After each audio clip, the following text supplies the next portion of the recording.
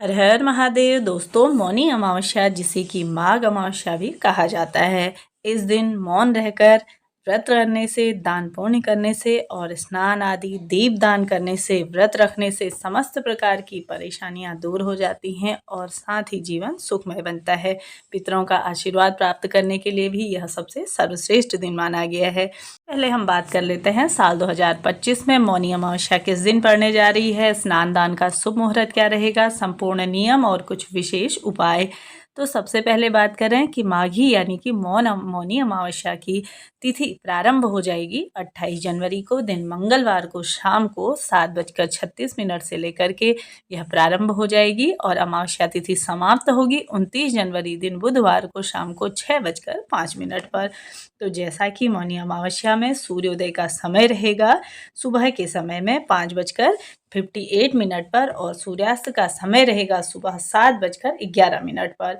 इसी के साथ ही साथ जैसा कि इस दिन आप सभी को मौनी अमावस्या के दिन मौन रहकर व्रत रखना चाहिए। सुबह ब्रह्म मुहूर्त में आप सभी को स्नान आदि करने के बाद जैसा कि किसी पवित्र नदी या जल सरोवर में आप सभी को स्नान आदि करना चाहिए। ना कर पाने की स्थिति में अपने घर पर ही गंगाजल मिश्रित जल से थोड़ा सा उसमें काले तिल मिला लीजिए, क्योंकि माघ महीने में काले तिल का विशेष महत्व है।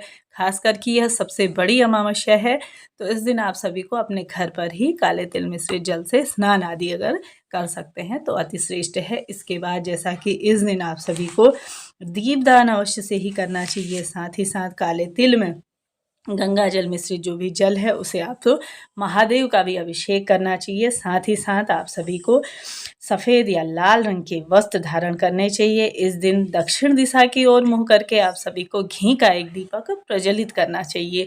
अपने घर पर जहाँ पे आपके घर में जल का स्रोत है, मटके परिंदे का स्थान है, वहाँ पे भी आपको दक्षिण दिशा की ओर मुँह करके लंबी बत्ती का घी का एक दीपक प्रज्वलित करें। नहीं तो आप सभी तिल्ली के तेल का भी यूज़ कर सकते हैं। साथ ही साथ आप सभी को महादेव के मंदिर में जाकर के एक लोटे जल में थोड़ा सा कच्चा दूध मिला करके आप सभी को महादेव का अभिषेक करना चाहिए। उसमें काले तिल मिश्रित करने चाहिए। साथ ही आपके पितरों का इससे तारण होगा। साथ ही साथ बड़ वृक्ष पीपल वृक्ष में भी आप सभी को सींचन करना चाहिए, यानी कि कच्चा दूध मिश्रित जल उसमें काले तिल मिला करके सर्व पितृदेवाय नमो नमः कहते हुए भी आप सभी को यह जल आपको सींचन करना है। साथ ही साथ वहाँ पे भी आप सभी को एक घी का दीपक प्रज्वलित करना है दक्षिण दिशा की ओर मुँह करके। साथ ही साथ उसमें आप सभी कुछ दाने काले तिल के अवश्य से ही डालिए। महादेव के मंदिर में आप सभी को एक दीप प्रज्वलित करना है। बहते हुए जल के स्रोत में जहाँ जल का स्रोत आपको अवेलेबल हो वहाँ पे भी आप कर सकते हैं। इसके साथ ही अपने घर के मुख्य द्वार पे भी आपको एक दीपक प्रज्वलित करना है।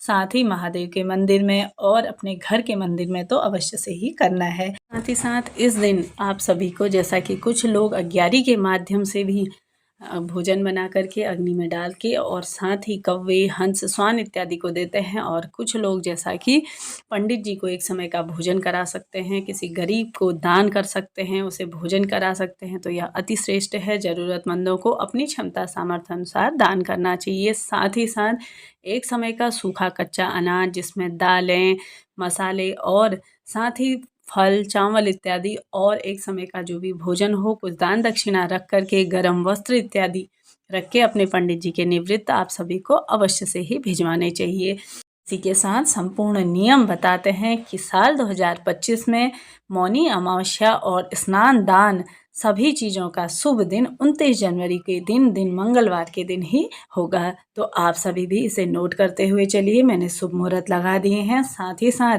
मेरे चैनल पे आप सभी के लिए कथाएं इत्यादि डाल दी जाएंगी, उन्हें सुनिए और अपने जीवन को सुखमय और सार्थक बनाइए। मिलते हैं अगली वीडियो में, तब तक के लिए जय श्री कृष्णा, राधे राधे।